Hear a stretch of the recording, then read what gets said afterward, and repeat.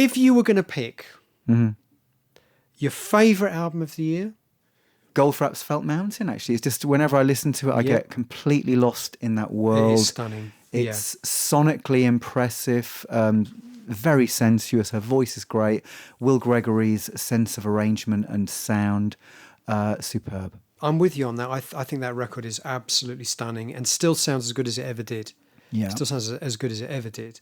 I love the Radiohead album, of course I do. But like you, I think Amnesiac, the follow-up, Yeah, that's the one. would be the one I would go for, which is 2001. It's got my two favourite Radiohead songs of the era, which are Pyramid Song and Knives Out. So for that reason, I'm going to say Kid A, very important record. I'm not going to put it as my favourite record of the year.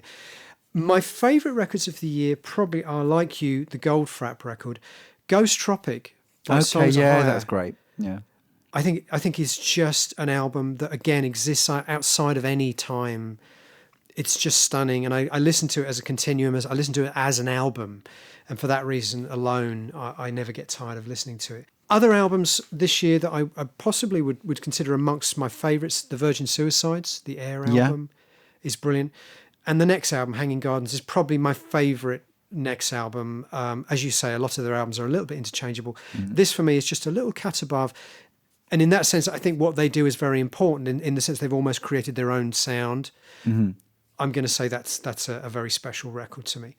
Now, a little bit more difficult. Pick the album you feel is the most important or influential in the long term. It might be Kid A, but then I think it's had a limited impact, partly because rock music has really not taken this. I concur. I think it century. should have had more influence than it's had. And it's funny how we were talking about the influence it's had almost in a sort of retrogressive way of sending people back away from it. Yeah.